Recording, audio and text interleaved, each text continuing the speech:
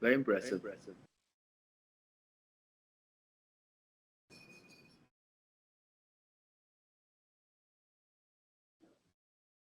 Thank you, Mayank. A very good evening to one and all present over here today. I am Anushka Mato, CR Manager at Jamshedpur Management Association, and it is my immense pleasure to welcome you all to our session on mental wellness for men, organized with the Rotaract Club of Arka Jain University, Jamshedpur. This event aims to break the stigma around men's mental health and foster a culture where it's okay to not to be okay. Men's mental health is often overlooked due to societal expectations that discourage open expression of emotions. Today, we aim to change that by creating a space where men can actually discuss their mental health challenges openly. And today, We are having Dr. Arpit Sharma as an expert speaker, and I'm honored to introduce uh, Dr. Arpit Sharma, founder and CEO of Anamyah Wellness and 7C Spas. Leader Dr. Sharma has transformed thousands of lives with his innovative approaches. An avid marathoner, he blends scientific evidence with personal connection, making him a sought after well being coach.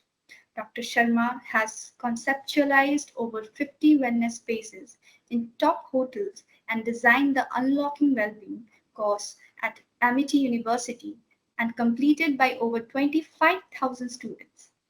He is a recognized thought leader, frequently speaking at major forums like FICCI and CII, and has received numerous accolades, including the Business World 40 Under 40 Power List of Entrepreneurs 2022. Dr. Sharma is also the first Indian to launch an international spa company, 7C Spas, in Johannesburg, South Africa. Now, I request Dr. Arpit to take the session forward.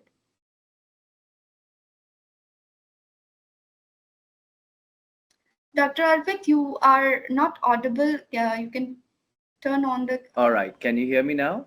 Yes. Sorry for that. Thank you so much, Anushka, for the lovely introduction. And I will not take long. I will start the presentation. I want to talk to everyone. I want to tell them that how important is mental health. We've been reading about it. We've been knowing about it. But somehow it's not scientifically, we don't dive into it and see that how much it actually helps, right? We say mental health is great. You should do yoga. You should do meditation, but what percentage is helping in mental health? What percentage improves you with when you do yoga? So let's just dive into it a little bit. I will touch on to some different points as well. Anybody has some questions, do put it in the comment section, and once we finish the presentation, we'll look into that as well, right? So I will just give me a moment.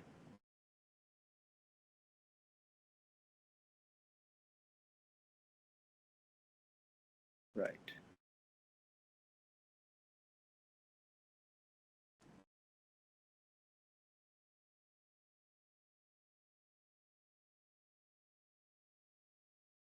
Yeah.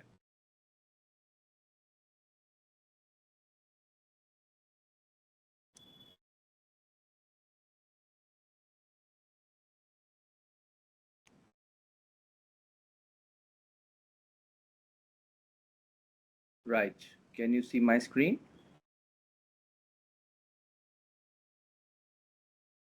Yeah, it is been. All right, super. So that's me, guys. Dr. Arpit Sharma. I'm a founder of 7C Spa that I founded in 2008. Been running spas in hotels and resorts pan India. In total, we now have around 9 properties. We also have a new startup called Anamyah Hotels. Anamyah is a Sanskrit word for healing. So what we're doing here is we're making hotels where people stay, come, learn to live longer and take care of their health. A lot of times we promise a lot to ourselves that now I'm going to eat right, drink right, exercise right, but after some point of time we lose our consistency. That is because we need a direction, we need a motivation, and we need a certain strategy, so we really transform ourselves with time. So that's what I am. I'm also a passionate athlete. I'm a marathoner. I run ultra runs as well. I've just started a new podcast called Evolve by Dr. Arpit Sharma, which you can also find on YouTube. So, yeah, the only journey is the journey within. First, before we start anything, we have to understand that we have to look into ourselves first. We have to look into our journey first, reflect on ourselves.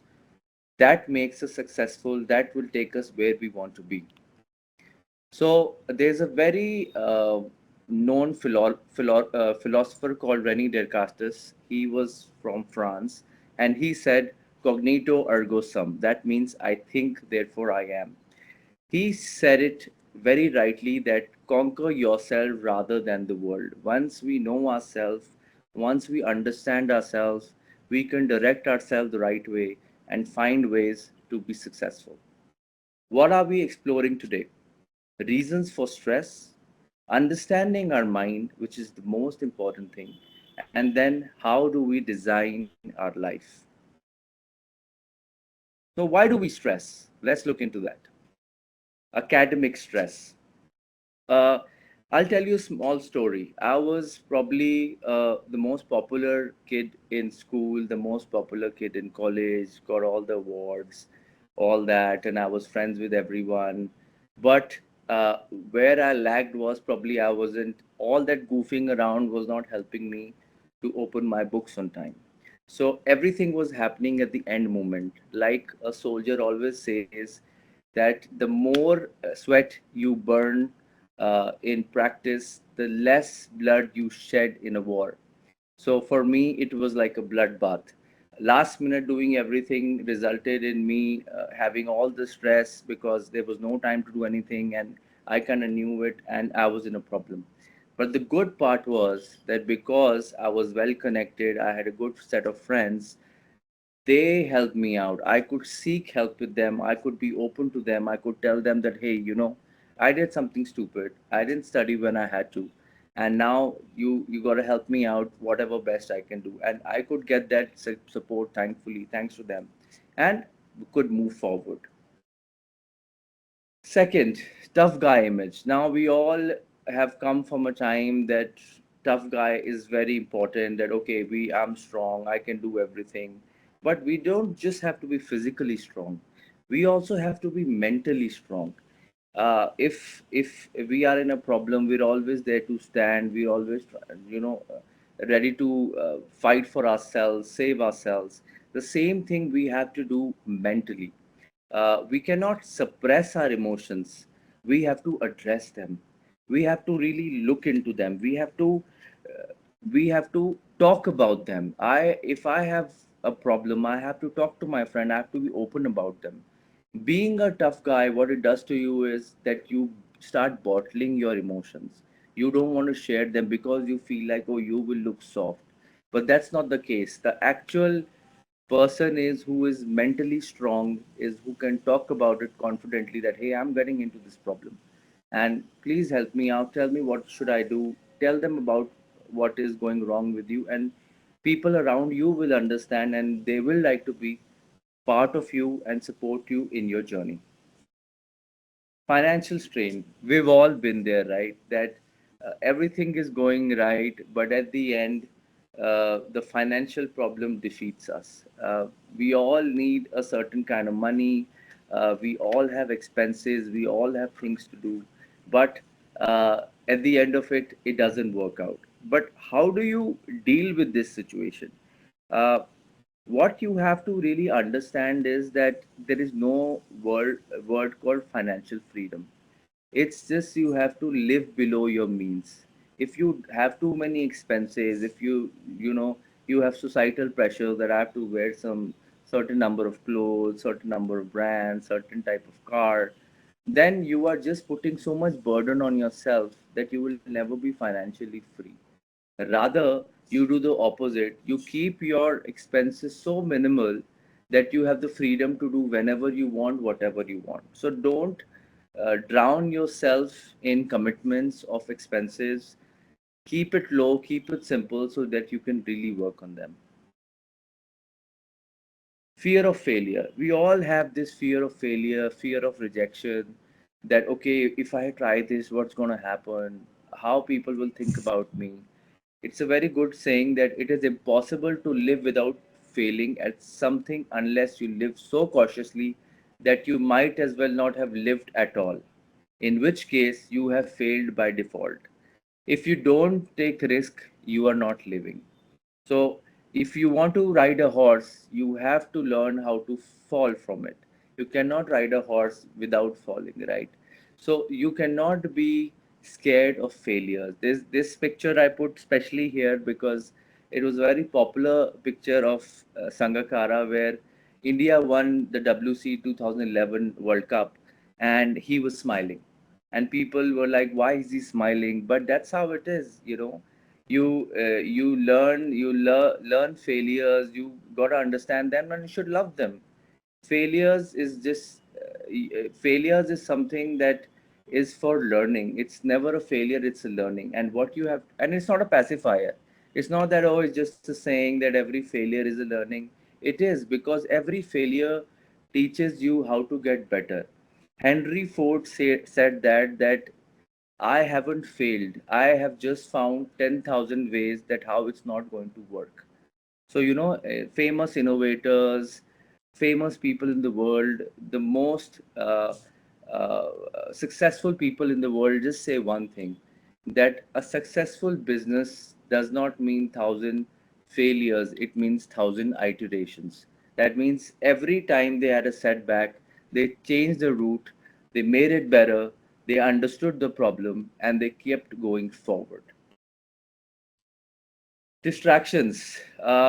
We've all had distractions. We all have all the time. Whenever we have a problem, we like, yeah, what to do about it? Okay, forget it. Let me just watch Netflix. Forget it. Let me just scroll on my Instagram for an hour or so, right? So, social media has become a very big problem for us. We all know that, but what are we actually doing about it? When we have a problem, the problem is still staring at us. It's not going anywhere, right? uh, if we are on Netflix, the problem is still there. It's not going to just vanish in thin air.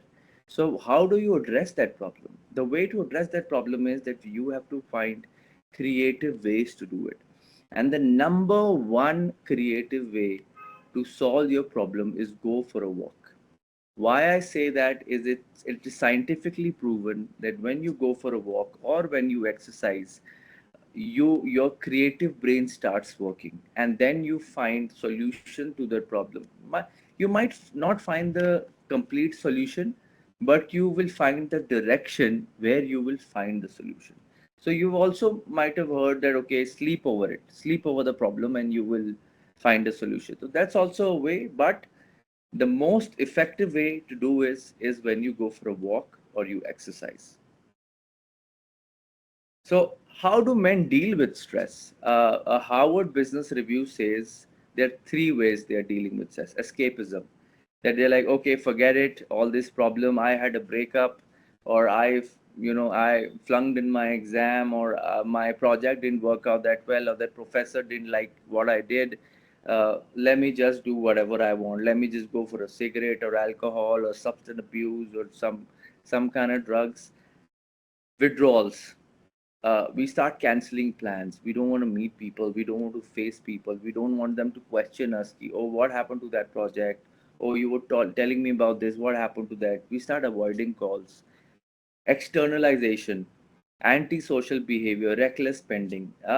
People say retail therapy.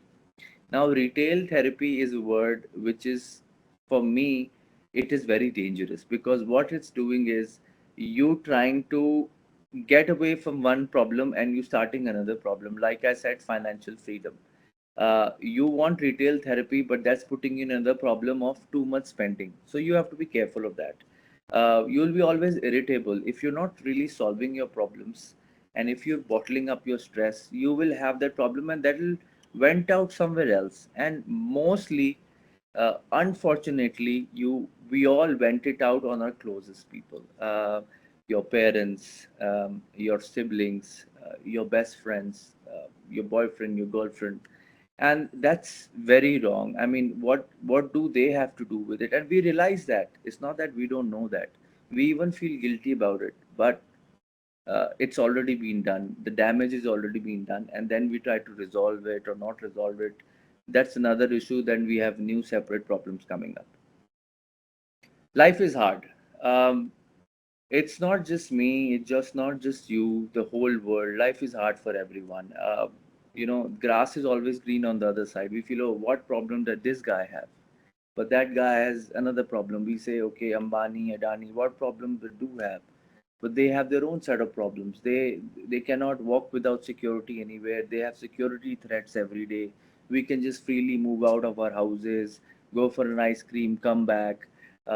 They have to portray a certain image because they have investors. They can't be careless. They can't be seen drinking or chilling or partying too much. Probably some of them can, but some of them cannot, because they have to create that facade that, okay, we are professional and we taking care of your money and we doing it efficiently. So life is hard for everyone, and the best way to deal with it is this saying: we cannot control the wind, but we can adjust our sails. So the most important thing is hardships are going to come, adversities are going to come. What you can do is you can prepare for them. You can prepare for them. You can prepare your sails for it and use that to propel yourself even further, rather than crying over it or finding it difficult that what should I do about it. Every hardship is a challenge, and every challenge gives you growth, because you will have to learn some new skill every time. You will have to find a new way to deal with that problem, and that makes you even better than before. So what is it like? What do you have to do? You have to work on your mindsets. So this is a picture NASA took in 2012. I would want you guys to all guess where this place is. This is the driest place in the world. This is the closest place in the world, and no humans live here. No humans live here permanently. This is Antarctica. So there is this guy called Colin O'Brady. He did the most impossible thing. It was called the impossible first. He did a solo trip, unsupported, completely human powered, crossing the landmass of Antarctica in which was 932 miles in 54 days. The temperature even came down to minus 89 degrees. The average temperature was around minus 60 degrees. What he believed is that I believe the power really is within our minds to find the silver linings and shift our mindsets to the positive. We all have untapped potential that can achieve extraordinary things. Why I put this here is because you need to understand what we can do. We can do the most impossible things ever, which could never be imagined. We are living, thankfully, we are living in this world where things are so structured. We have so many possibilities. We have so many sources to make things work for us. Imagine 1,000 years before how people were dealing about things, but they did not even have a resource. This guy is probably living like how somebody lived a million years ago, and still he could do it. He pushed his own food, he pushed his own material, housing, everything, and lived for 54 days in excruciating terrible temperatures. I'm strong because I've been weak. I'm fearless. I've been afraid. I'm wise because I've been foolish. This Jay Shetty said, and I completely believe it in that. Nobody has become strong by not doing anything, by sitting inside his house. Nobody has become fearless by not doing anything. And nobody has become wiser without doing foolish things. Don't be scared of being a fool. Don't be scared of, feeling that people will think you're weak. Don't be scared of being afraid. It's okay. Let's talk about bungee jumping. The first bungee jumping you'll do, probably you wouldn't stand on the edge. Some you'll probably close the eyes and you'll tell someone, "Please push me. I don't know how to do it." But by the time you second, third, fourth, fifth, seventh time you'll do it, you'll become fearless. And that's what happens. And the first guy first timer who will be standing next to you, he'll feel like, oh, who's this person who's completely fearless, but they don't know your journey, right? That you come from a time where you were the same person. So don't be shy of these things, and that's how you will grow. That every challenge you take is growth towards your personal and professional journey. So, what is the difference between fixed mindset and growth mindset? We probably know a lot of people who have fixed mindset. Who talk like, I'm only good at certain things. I give up when it gets too hard. I hate challenges. I take feedback and criticism personally. You'll see, talk to some people and they'll get very personal and emotional for smaller things. I don't like doing what I don't know. So that's a fixed mindset. And what is a growth mindset is I could be good at anything. I try until I get the results I want. I embrace challenges. Very important. I welcome feedback and criticism. I like learning about things I don't know. So what we are learning today is how you have to change your mind, and that change and transforming your mind is going to change your life.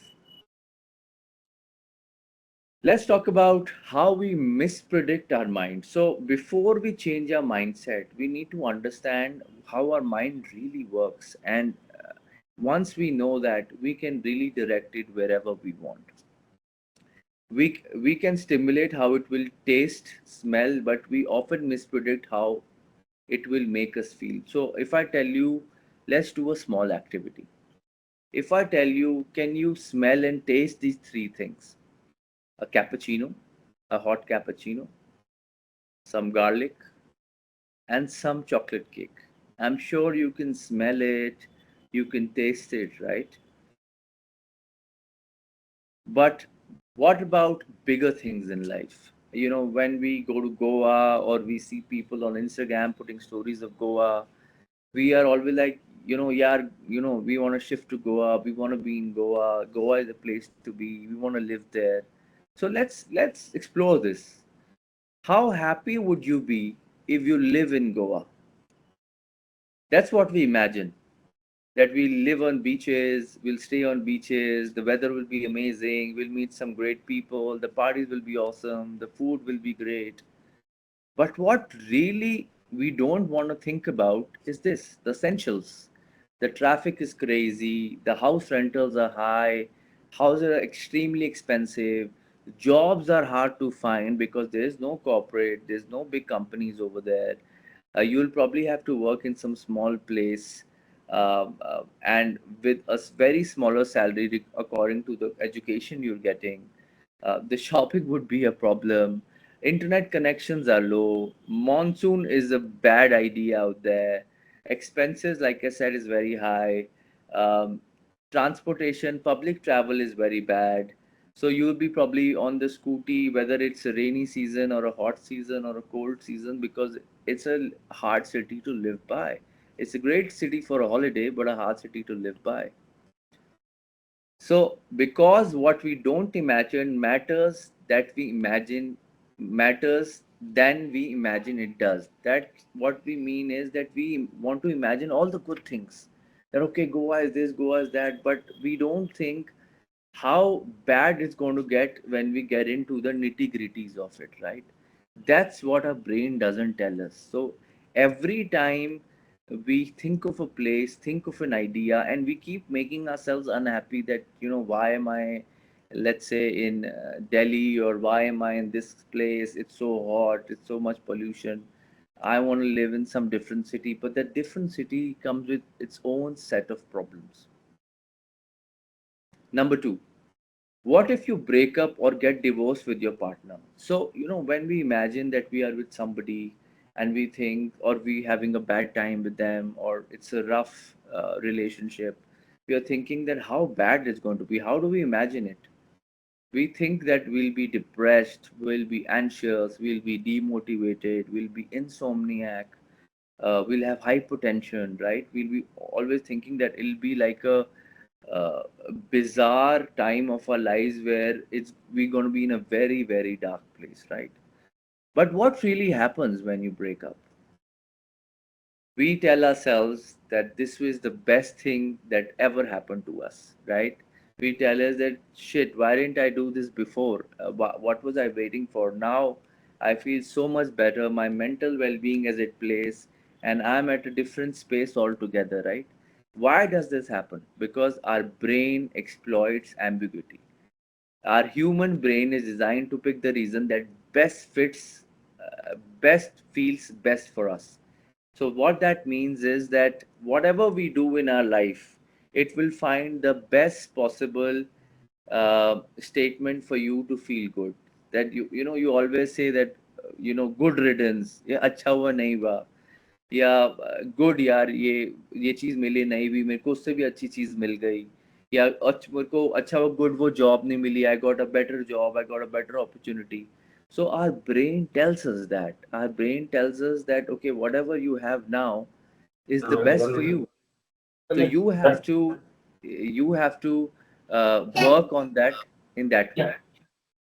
Yes.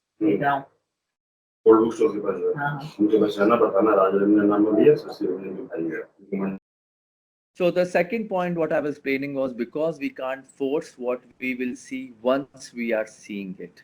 That means is that when we can't force ourselves, when I told you like to think about, imagine what will happen when you're breaking up, you will never imagine that you will feel good about it. You will always feel bad about it because it's always in the future and you imagining it.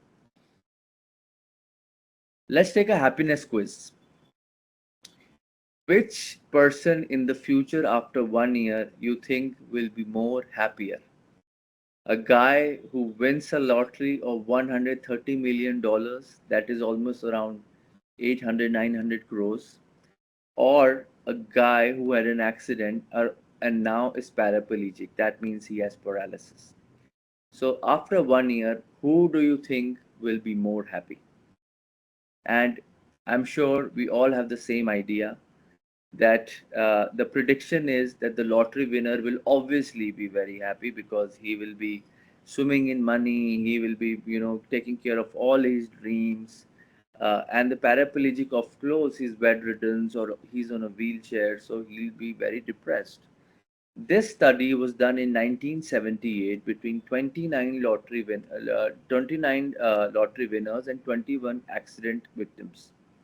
So let's see what really happened.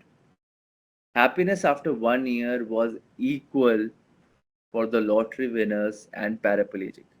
And I'm sure you all are surprised that how is that possible? How is that a lottery winner who is fulfilling all his dreams is equal to a person who has lost all his dreams, right?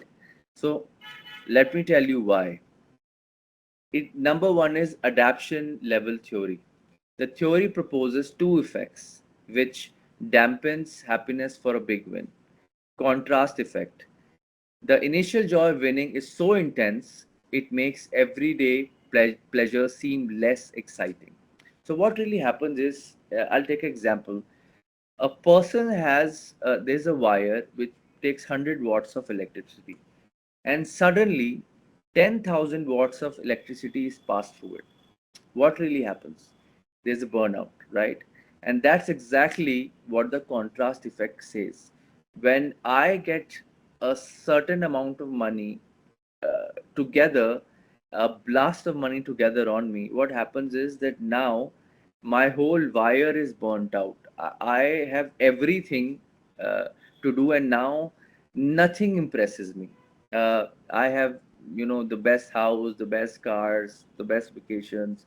Now, after a point in time, it all becomes a regular thing. Nothing impresses me. At the same time, the most smallest things, which is habituation, we get used to the new lifestyle, fancy cars, vacations, routines, initial excitement wears off. So after some time, uh, even the small things don't make us happy, neither the big things, neither the small things. So our happiness comes to a baseline means it comes to a normal level. You must have noticed this, that when you buy a new mobile or when you buy a new shirt or when you buy a new car, uh, the first day and after the fourth or the fifth month, you don't have that excitement, you're not that happy. You are happy, but you're not that happy what you were, because you thought that, oh, you have everything in the world, this is exactly what you needed and it's going to change my life, or it's going to change everything now. But by the time you're in the fourth, fifth, sixth month, you're like, okay, I have this, but what next? This I have, this is done, but okay, it's not making me that happy anymore. What next I can get, right?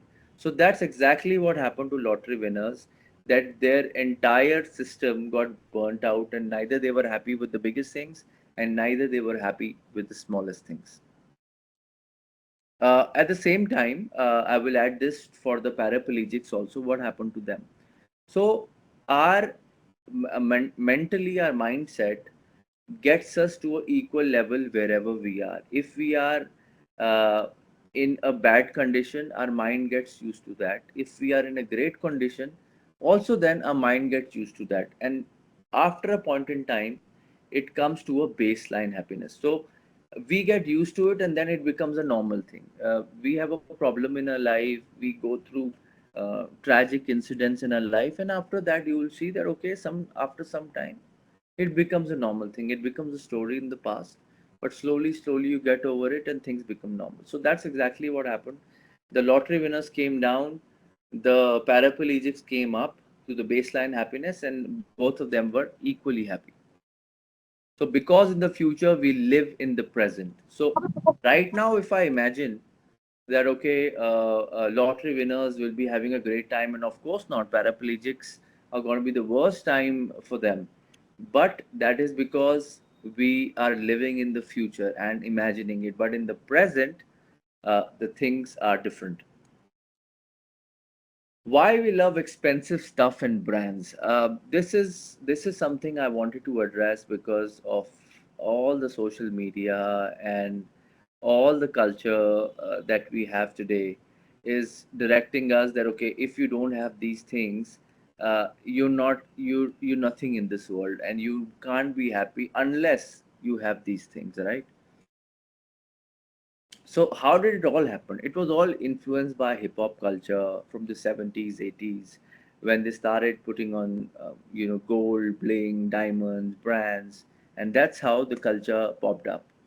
Mr. Bappy Lahiri was one of them who started this in India.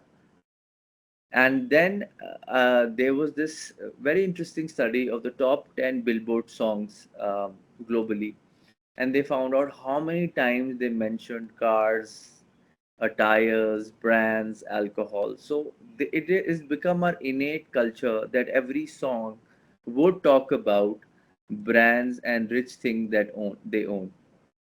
But when you buy, how long does the satisfaction last? That's the main question, right? And the study says only 3 months.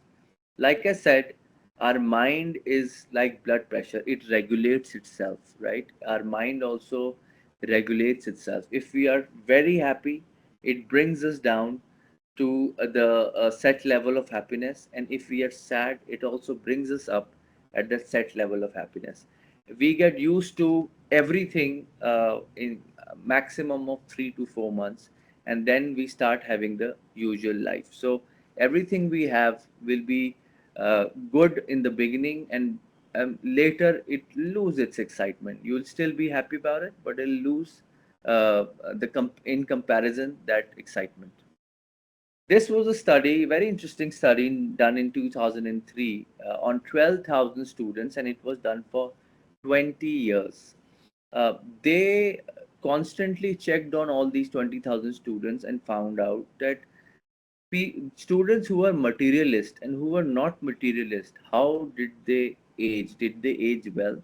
And what they found out was that materialists had lower life satisfaction because they were always running for things that, okay, I have this, now I want that, and I want that. And they was only stressing more and more. They were getting exposed to new risks, new problems, and they were never really happy. Materialists also had more mental disorders, and their life expectancy was low. So there they had more mental disorders because all they were doing was they were chasing and chasing, and they were never enjoying the moment. So it's very important to understand why I brought all these studies to this presentation today is because we've heard this a lot, right? That you should not be materialistic, you should not run after money. But it all looks like, okay, fine, I'm hearing you, but I have my own values and I think it's important. But when you put a study in front, which has been done on people, which has been done on 12,000 students, you really understand that how it really works. Then it is scientifically proven that how bad it is or how good it is for you. Uh, Dalai Lama said that start pursuing intrinsic goals. Your extrinsic goals are your materialistic things, and intrinsic goals are what makes you happy internally. So he said we have a largely materialistic lifestyle characterized by a materialistic culture. However, this only provides us with a temporary sensory satisfaction, whereas long term satisfaction is based not on senses but on the mind. So it's very important to understand that long term satisfaction only comes with intrinsic goals, not extrinsic. Because, a wise man once said that You buy an expensive car, and that car will stay with you for few years, and as it gets older, it starts breaking down. You lose its value, and you will, by the time you sell it, you will not have some great memories from it. But when you have a great holiday, or you travel to some place with your friends, with your family, that stays with you throughout your life, and that will always make you happy. You're sitting alone, you think about it, you'll have a smile on your face. You sit with your friends, you'll discuss for 10 years, 15 years, even after 10, 15 years, you'll be sitting talking about it, and you'll still laugh the same way probably you did the first time. So that's the difference between extrinsic goals and intrinsic goals.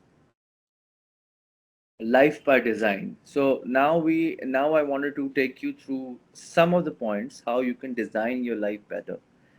You can you can't know where you are going until you know where you are, right? So first we need to understand where we are right now, where is the mindset we are, and where we have to go further.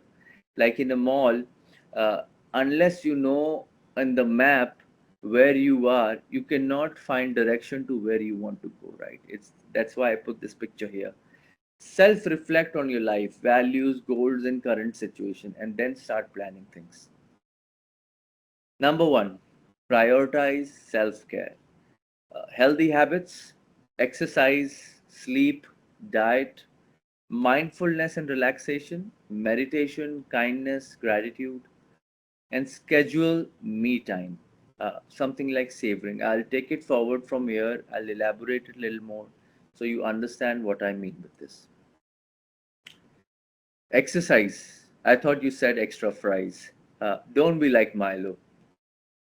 Exercise. How effective is exercise versus medication for depression and mood enhancing? Again, I had to put this study, very, very eye opening study. We always think that exercise is for aesthetic value, right? We look better, uh, we look, we societally will be more accepted, will look smarter, it'll give us an edge over everyone else. But what we miss out on is exercise is more for your mental health than your physical health. Let me explain you how. So there was a study done in 2000 on 156 adult volunteers who had a depressive disorder, and they were put into three groups. One was the exercise group, one was the medication group, and one was the exercise and medication group, right? And they were observed for 4 months, 6 months, and 10 months. Now let's see what the result was. So now, if you see, this graph tells you what really happened. The people who did exercise recovered the most from depression. This is after 10 months, the final study, what really happened. The people who were on medication was less, and the people who were in combination were little more than exercise and medication both. The most important part in this study is two. Number one, they recovered the most from exercise, and number two, the relapse was the least in exercise. In medication, while they were having medication, when they left medication, they all started having depressive relapses, even in the combination. But if you see the first graph, the relapses were the least. So that's the most important point, that you recover the most and you have the least chance of having a relapse of depression. So again, I said that take care of yourself, which was exercise, and now I want to talk about sleep. This was comfort sleep in 1960s. Look at this guy having a very comfortable sleep, smile on his face, a beautiful night suit he's having, and he it looks like he's all planned to sleep properly. But what happens in 2024? This is how we like to sleep. We have our phone to ourselves. It is on our bedside. We don't want to keep it far away because someone is always messaging. We want to charge it, not charge it. We want to watch something on it. And this is what has happened to us today. So, again, study I wanted to show you because when I say something and when I back it with a study, it it really shows what goes wrong with us. So, how sleep affects mood and state of mind. This was done in 1997. So this is a graph, a little complicated graph, but I'll try to explain it. A baseline sleep is B2, a B1 and B2, and a restricted sleep in both graphs is from P1 to P7. Now, if you see the baseline, the first 2 days, a person was sleeping a minimum of 7.5 hours. If you see in the first one, his mood was getting better. And when from P1 to P7, his sleep was getting reduced, is getting restricted, you can see the mood in his complete day was getting down. By the seventh day, his mood was at the bottom. In the same way, if you see on the graph on the right, which was emotional and physical complaints, when he was having B1, B2 sleep, uh, he was not complaining. He was emotionally stable. But as soon as his sleep got restricted to 4 to 5 hours, he started complaining more. He had more physical complaints. People's back started hurting. People started having migraines. So this was done on 16 subjects, and they found out that how important is sleep, and it enhances your mood, it emotionally and physical complaints, and because of all this, your productivity goes down, your learning capacity goes down, your cognitive skills goes down.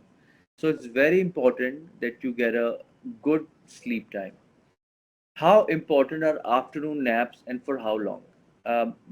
Sometimes we make fun of people that, oh, he likes to sleep in the afternoon, or I don't sleep in the afternoon, but how important it is. So, Dr. Mark Roskine collaborated with NASA and he did this research. He found out 26 minutes is the exact time of sleep that will increase your performance. Now, the study showed that it increased 34% performance, 51% alertness, uh, with just 26 minutes of sleep. So it's very important to know that sleep can really increase your productivity. In 2011, the American Academy of Sleep Medicine stated that 20-30 minutes naps enhance the athletic performance of athletes as well.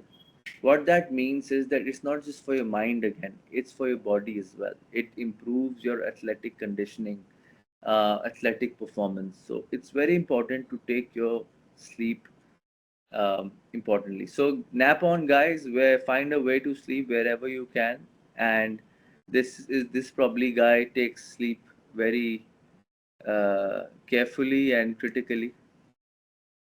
Right. So I also talked about me time. How important is me time? Staying in the moment, savoring makes us happier. So savoring is very important. Savoring means uh, it's just stepping out of the experience and enjoying it. Every time we're having a lunch, we're having dinner, we have the phone in front of us, or we're talking to somebody on the call, and we're really not admiring and appreciating the food we are eating. Uh, I know we have been taught when we were young that you should also always appreciate food, the food you have on the table, the things you have in your life. But somehow, with all the other stresses in the world, this looks very small to us, and we're like, okay, ठीक है, ये तो है हमारे पास, but we have bigger problems to face, right? But the problem is that when we appreciate these things, we become happier, we become mentally calm, because we from the inside we understand, we appreciate things, and we understand how good it is to be in this comfort zone, that we have this food on the table, right? So savoring is very, very important. Activities that enhance sharing while you're having a cup of coffee, you should appreciate it, talk to another people how good it felt, about whatever you experience something, tell people about it, look for other people to share with it, thinking how lucky you are to enjoy it, thinking about sharing these later with others. You are doing something and you experience something and you like, you know what?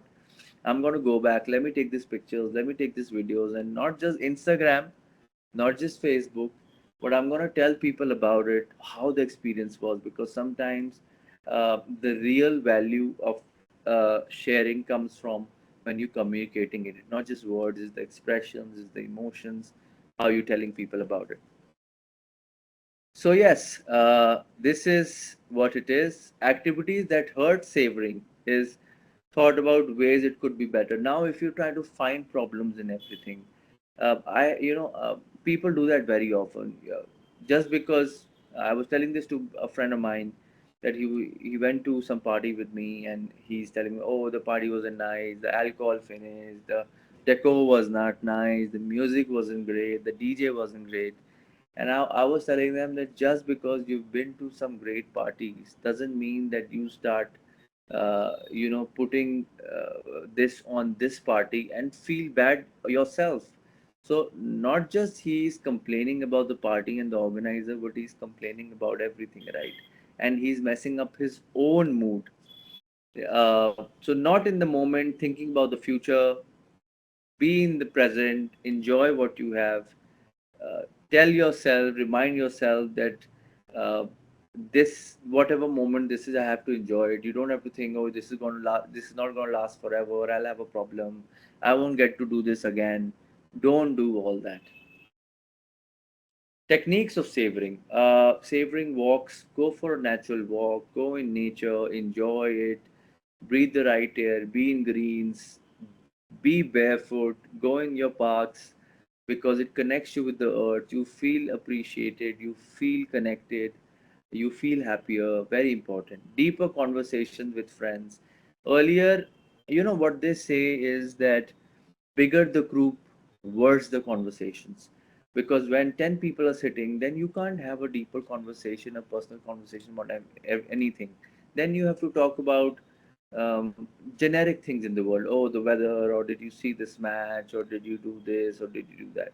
But when you're in a smaller group of two people, three people, four people, you can really engage in deeper conversations. And that is very important, that the more you meet in smaller groups, the deeper conversation you can have, and that makes you happier because you get to share, you get to learn, you get to know your friend more, he gets to know you more, and so on. Mental subtraction is also a very good technique to take care of your mental health.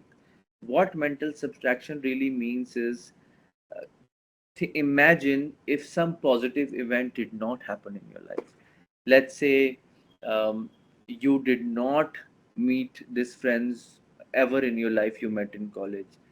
You did not meet a special person in your life ever in your college. How would that be? How bad your life could be? Or you did not get this college. Now that is mental subtraction, where you try to imagine after deleting that special event you have. So that starts making you appreciate things. You feel that, okay, this really happened. I could have been even worse condition, but all these things happened and I feel better about it. So these are positive ways to think about life. They say glass is half full or glass is half empty. This is a positive way of think about life and having a different perspective, changing your mindset for the better. So, just another quote: learn to enjoy every minute of your life. Be happy now. Don't wait for something outside of yourself to make you happy in the future. Think how really precious the time you have to spend, whether it's at a work or with your family. Every minute should be enjoyed and savored. It was by Ernst Nightingale, very famous person, and you must read about him as well. And he always appreciated savoring, and he always wrote about this in all his writings.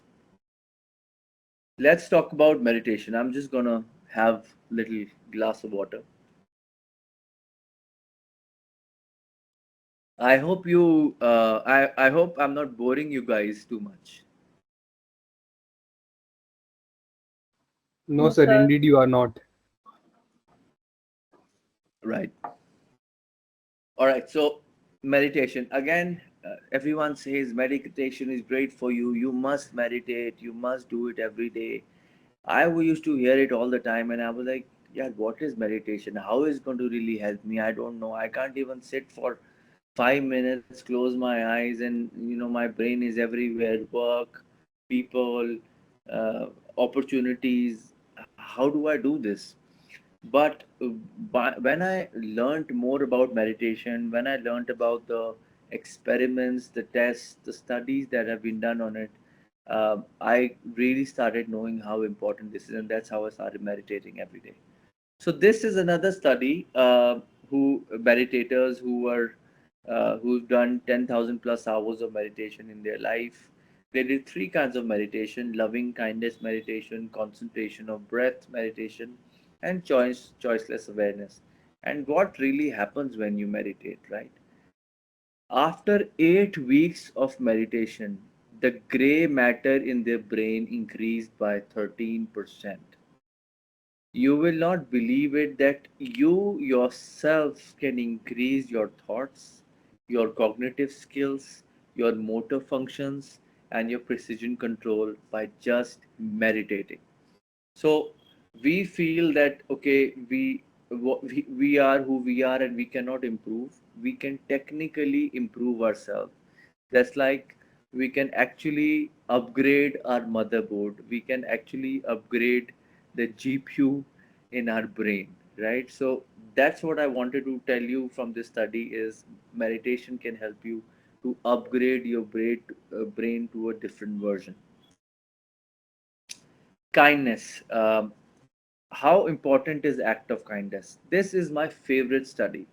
It was done in 2008 and it was done in University of Columbia. So what they did was they said, okay, let's try this out. Let's go to randomly to students and ask them two things.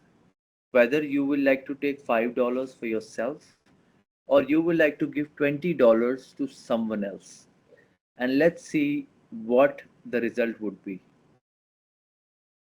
The prediction was that, of course, people will take the $5 because they will be happier to spend on themselves, right? But what actually happened was that people took the $20 and not the $5. Uh, the study said that people felt more happier to be kind to others, to be helpful to others than to self. And they kind of it was a surprising study because almost all the students took the $20 to help someone else rather than themselves. So this study was done in University of Columbia, right? And they thought that okay, maybe University of Columbia people have money, they come from good families, or even if they're not, $5 does not really make a difference, right? They will probably take $20 and give it to someone else because they don't need it. But let's say let's do it in a place which is poverty stricken, where money has real value. Even a $1 has a real value, and they did it in Uganda, and the result was the same. 100% people took the money to give it to other people, and they felt much more happier doing so. So, what this study really says is that when we do kind things for others, we feel happier rather than to ourselves. So, this is by design of life. Uh, we should be kind to others. We should be helpful to others. Uh, we used to read this in our books that Mahatma Gandhi always used to say, "Be kind to others," and always felt like okay, that's good, but you can't always be kind to others because life is tough and people are bad and everything. But this study really proves that it doesn't matter how life tough is and how bad people are. What matters is that what you are doing for them, right? And that will make you happier. So I spoke about financial constraints earlier, that what kind of stresses people have, and especially in college. I remember that the pocket money we used to have was so low that we were like, okay, what are we supposed to do in this? Our parents don't understand that nothing really can happen from this amount of money. But There's a study that I'm going to show you today and will probably change how you feel. So this was a study done on a couple of countries, companies which countries which were poor and countries which were rich, and let's see what the study was. So they found out that, let's see the PPP, purchasing power parity of countries, and does it relate to the happiness of that country, like the life satisfaction of that country. So if you see the graph, India's purchasing power parity is very very low. But if you see, life satisfaction is fairly very high. The proportion of change is very very high, right? And that's what we see everywhere. Look at USA. USA has got the highest purchasing power parity, but their life satisfaction is low. Look at Switzerland. Again, the same thing. Their PPP is high, but their life satisfaction is low. So, what the study really said, what it doesn't really matter that because you have money, because you have purchasing power, so your life satisfaction is going to be higher.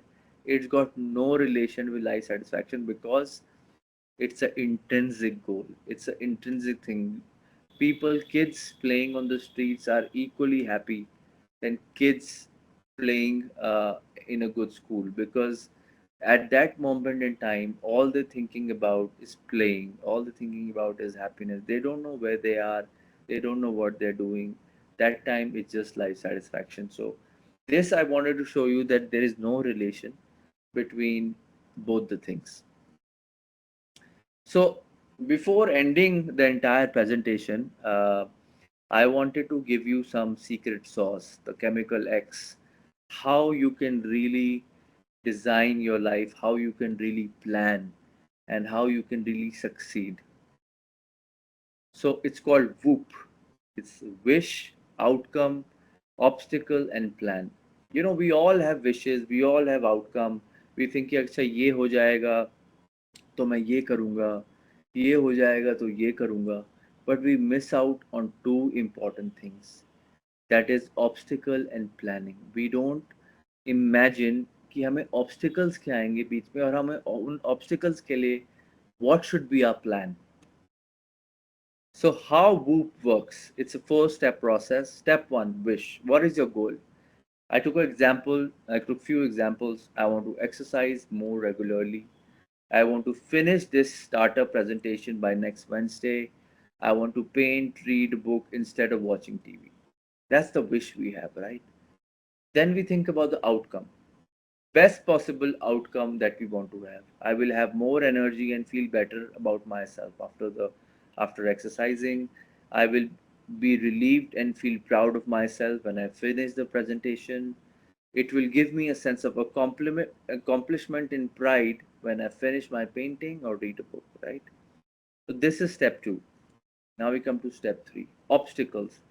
Visualize this obstacle in your mind. Example: I don't feel motivated or excited to exercise in the morning. This is the obstacle we face. Ki who's going to get up in the morning? I made a plan, but this is going to be my obstacle. I'm not a morning person. What should I do about it? Then you plan about it.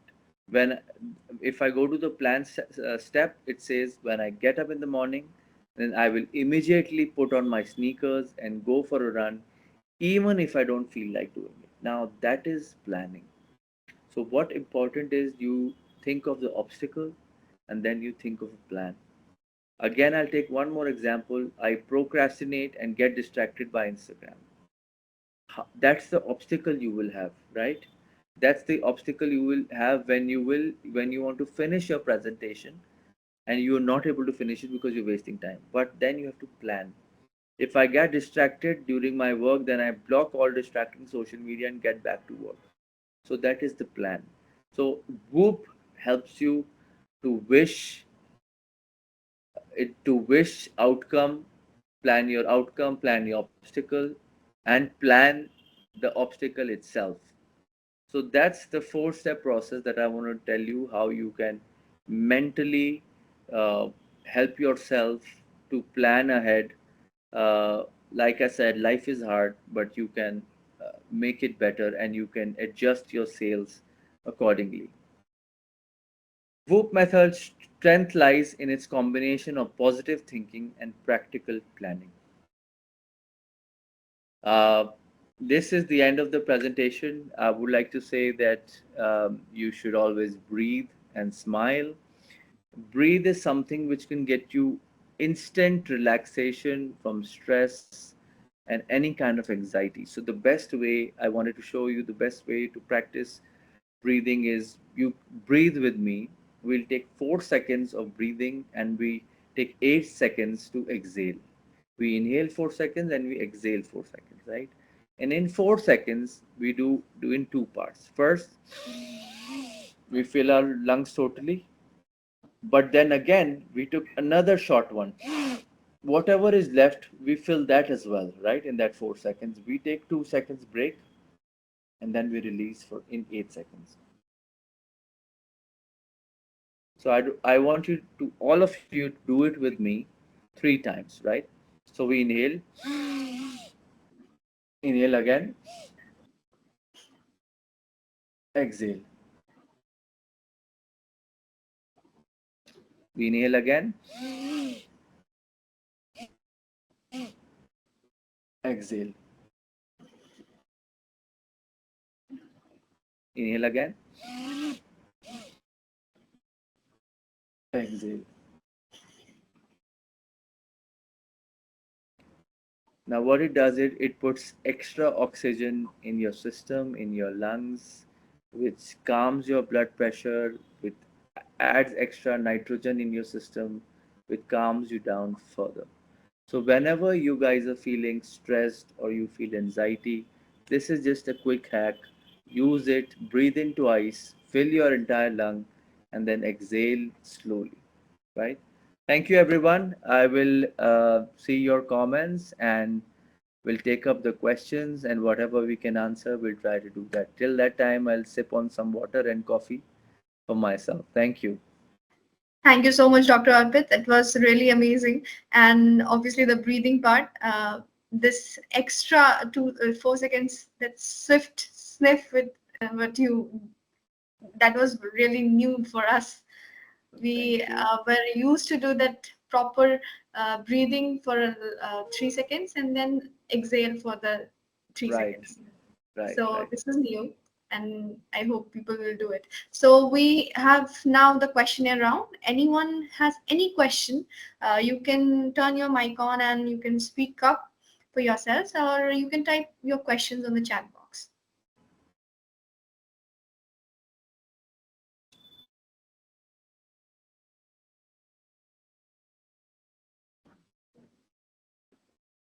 Okay, Mayank, you have a question? Yes, ma'am. So, hello once again, Dr. Arpit. My question to you is that most of us here can be categorized into young adults. Being more specific, most of us here are in university, some are about to graduate, and some are in the early stages of their career. What would be your one piece of advice to all of us to deal with stress? Like some are hunting for jobs, they are taking that stress. Some are taking stress for exams. Some are taking stress of clubs and all. What is your one piece of advice to deal with that stress?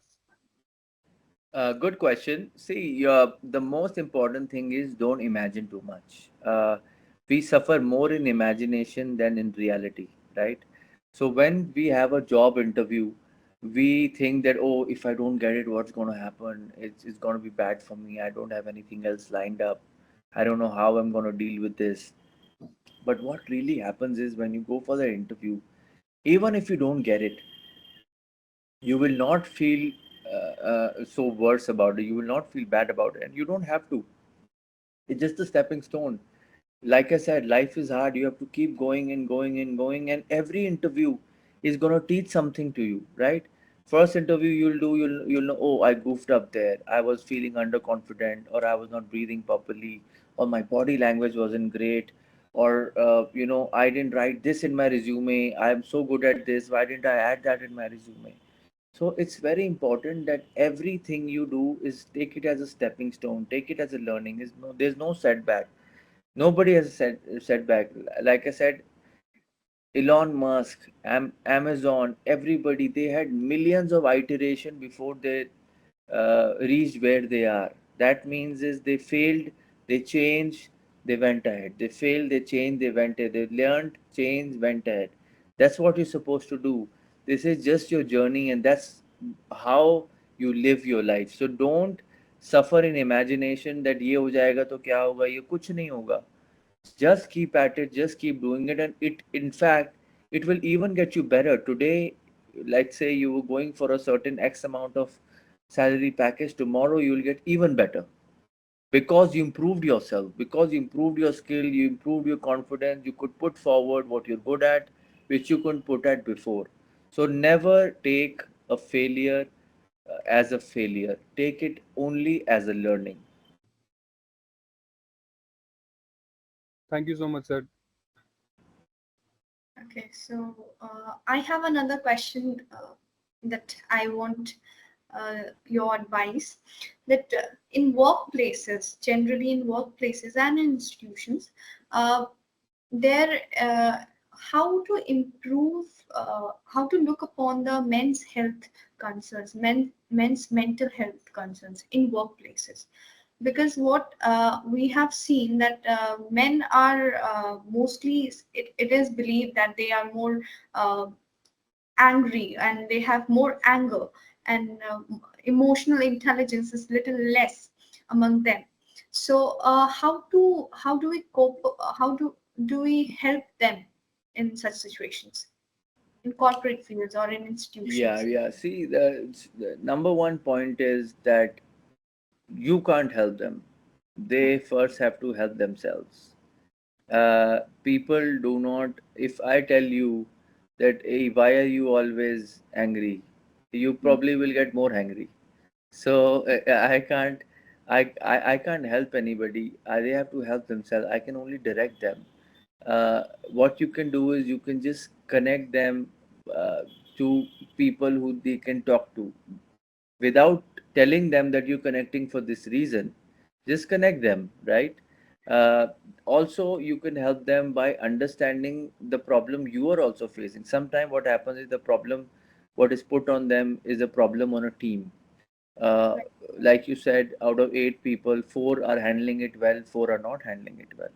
So the 4 who are handling it well have to set an example for the other 4 as well. They have to speak it out that, okay, we faced this problem. First night I couldn't sleep about it, but second night this is what I did, which is making me feel better. So it is very important that uh, um, IQ, EQ, and AQ, what is adaptive quotient, is also very important, where you learn to adapt and you teach people how to adapt. People are very resistant to change. So they think कि जो मुझे आता है मैं तो वैसे ही करूँगा, मैं मेरे को और नहीं आता, मैं अनकंफर्टेबल जोन में जाके नहीं सीखूंगा इसको. But that's what others have to do. You cannot change them. You can only direct them the right way. Okay, that's really helpful. Anyone else who wants to ask any question, any sort of questions? Dr. Arpit can help you answer. You can raise your hands. So that's great. What we can also do is, if there any question, you can let me know, or they can always contact me on Instagram or email. So anything that is, we can always get back and take a session, group session again or something where people feel more comfortable. We can do that as well, right? So I'll just share another screen. Mayank, can you please share the I next think screen? Rahul wants to speak something. Okay. Rahul, you can unmute yourself. Meanwhile, Mayank, please. Hello, ma'am. Good evening. Uh, my problem is how to face a negative people around us. They are always complaining, why like me, why like I always. Uh, how to connect them easily, or how? Okay. Good question again. See, negative people, you can't change them. Just be kind to them and just stay away from them. Just have some space. Learn to say no. Don't say yes to everything. Sometimes people pressure you कि यार यहाँ आ जा वहाँ आ जा. Why don't you not coming? You're a nerd. You're always studying. This is very toxic. So what you have to understand is you have to learn to say no. You don't have to say just for others. They will tell you कि नहीं आया, ये क्यों नहीं किया, वो क्यों नहीं किया, ये काम क्यों नहीं किया. You don't have to say yes to everything. So don't be in a pressure first of all to say yes. Say no. Maintain your space. We all have this space around us, a positive space. अभी मैं एक positive space में हूँ. If I sit with someone who's negative, he's going to spoil my space also. So I have to maintain the distance. I have to stay away, find ways. Of course, it's difficult because तुम एक social group में हो सकता है चार में से दो लोग are negative, two people are nice. But that's how life is, man. You have to find a way to be just with those two nice people. You don't have to entertain nonsense and those other two people for no reason. They're just take all the energy, your mind energy, your physical positive energy away from you, and no one cares. You have to take care of yourself on your own. It's not their problem, it's your problem. You have to take care of yourself on your own.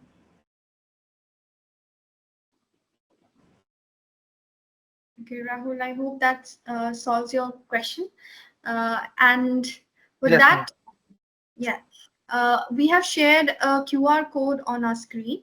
You please take a screenshot of it and give us a feedback so we can have more sessions with Dr. Arpit. And with that, I'll ask now Mayank, Secretary of Rotaract Club of Arka Jain University, Jamshedpur, to give a vote of thanks. Thank you so much, Anushka ma'am. So, ladies and gentlemen, I, Rotaractor Mayank Garg, as the Secretary of Rotaract Club of Arka Jain University, would like to extend a heartfelt thanks to Dr. Arpit for taking us through such a wonderful session. I believe that your insights on dealing with mental health, like prioritizing self care, exercise, sleep, savoring, etc., are really going to help many of us. Your secret sauce, come chemical X, Whoop, it was really a wonderful thing as well. Thank you so much, sir, for such a great session. Also, I would like to extend my thanks to Anushka ma'am, Vinay sir, and the entire team of JMA for organizing this session on our request. Last but not the least, I would like to thank each and every participant for attending this session and for being a lovely audience. Thank you so much, everyone. Thank you, Dr. Arpit. Have a good day. Thank you. My pleasure.